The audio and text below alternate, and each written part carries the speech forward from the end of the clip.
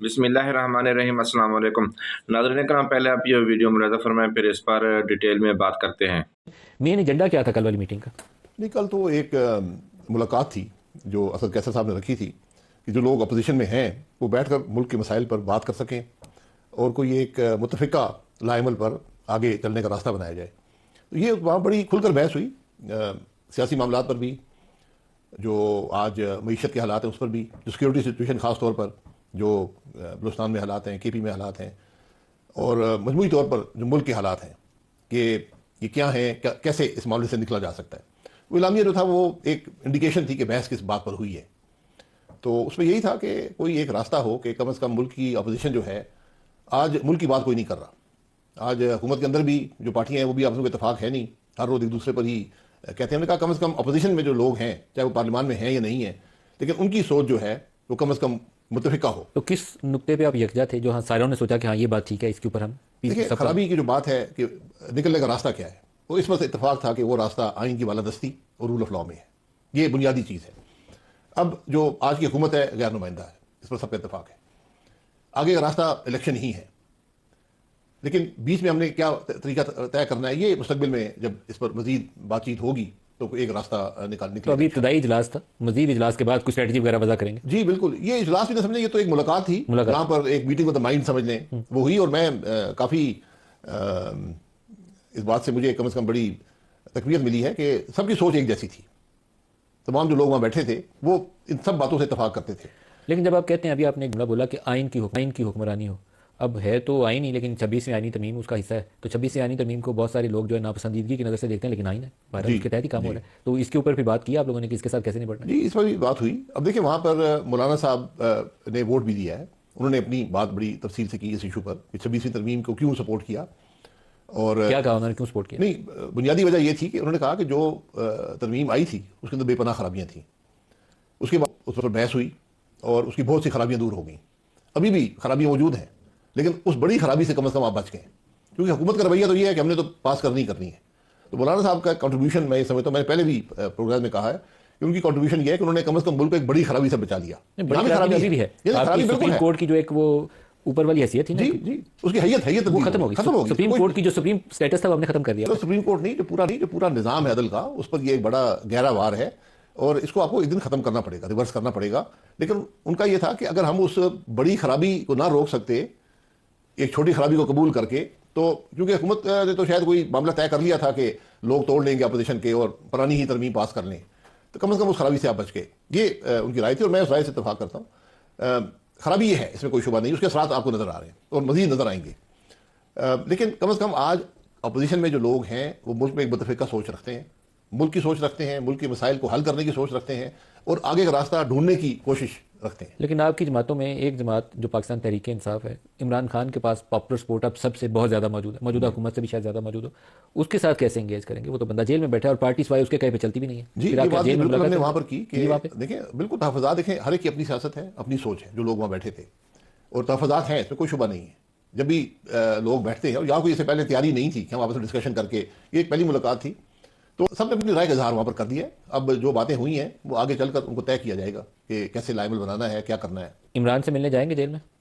नहीं, मैं कोई ज़रूरी नहीं समझता, लेकिन अगर इसकी ज़रूरत है तो बिल्कुल, वो तो जेल में है, आज़ाद नहीं है मिलने के लिए।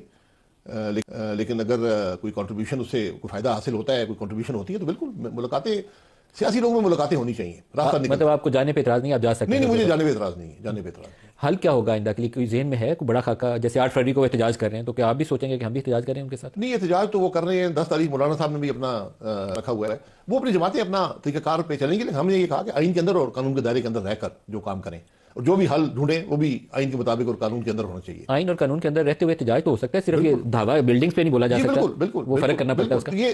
ये मामला दोनों तरफ से है। हुकूमत को भी आइन के अंदर रहना पड़ेगा। जो आज मुल्क के अंदर हालात हैं, जिस किस्म की एक फिस्ताई सोच डेवलप हो गई है, इसका मुल्क नहीं चला करते। तो दूसरी बात यह कि आगे का रास्ता क्या है। मैं अपनी गुजारिश पहले भी कर चुका हूँ, फिर कर देता हूँ कि आपके पास सिर्फ एक रास्ता है मेरी नज़र में, कि इस मुल्क की पॉलिटिकल, जुडिशल, मिलिट्री लीडरशिप 6, 8, 10 लोग हैं, ये बैठें, एक एजेंडा तय करें कि मुल्क के मसाइल हैं क्या और हमने कैसे उनको हल करना है। ये एजेंडा तय करें मुतफ़िका तौर पर, क्योंकि आज कोई भी जमात ये सलाहियत नहीं रखती कि इन मामलों को खुद तय कर सके। आप यकीन करें, सारी सीटें एक जमात को देने वो नहीं कर सकेगी। یہ ایجنڈا طے کر لیں, پھر اسی کے لیے ایک یونٹی گورنمنٹ بنا دیں.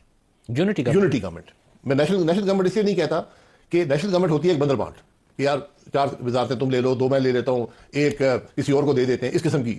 یہاں پر آپ لوگ وہ لائیں جن کے اندر صلاحیت ہو, جن کے قابلیت ہو, تجربہ ہو, جو اس ایجنڈے کو جو طے کیا جائے گا متفقہ طور پر اس ملک کی لیڈرشپ طے کرے گی, اس کو امپلیمنٹ کریں. یہ ایک واحد راستہ ہے آپ کے لیے. آپ کے مسائل بھی غیر معمولی ہیں, حل بھی غیر معمولی ہے, اور جو میں بات کر رہا ہوں یہ آئین سے باہر نہیں ہے. اچھا, آپ یہ یونٹی گورنمنٹ تمہارا لائن سے فی الحال باہر, یا آئین کے اندر تو اس کا تصور نہیں ہے؟ نہیں بالکل, میں باہر نہیں جا رہا. جب پارلیمان کے اندر آپ یہ فیصلہ کر لیں گے کہ ہم نے سب نے مل کر حکومت بنانی ہے, لیکن پارلیمان کے اندر موجود جماعتیں ہیں انہی کی یونٹی گورنمنٹ بنا. جی یونٹی گورنمنٹ, ان کی بات کر رہا ہوں. ایک ایشو جو سب سے بڑا ہے, آپ کہتے ہیں پہلے میں آپ کی اس تجویز سے اتفاق کرتا تھا کہ جوڈیشلی آرمڈ فورسز کی سینئر لیڈرشپ اور پولیٹیکل لیڈرشپ یہ 10 لوگ بیٹھ جائیں اور فیصلہ کر کے اٹھیں.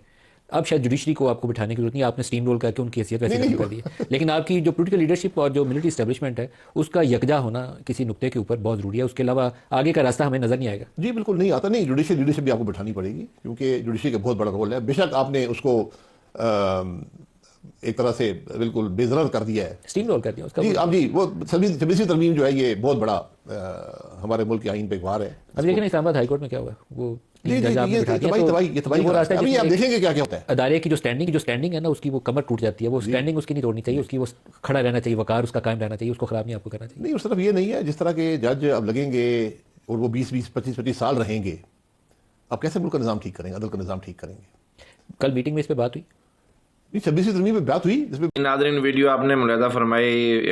معروف اینکر ندیم ملک کے پروگرام میں شرکت کرتے ہوئے سابق مسلم لیگی رہنما اور ex prime minister Shahid Khaqan Abbasi نے شرکت کرتے ہوئے کہا ہے کہ آج کی حکومت مسلم لیگ نون اور دیگر اتحادیوں پر جو مشتمل حکومت ہے غیر آئینی حکومت ہے, جس کو سب لوگ جانتے ہیں, پورا پاکستان جانتا ہے.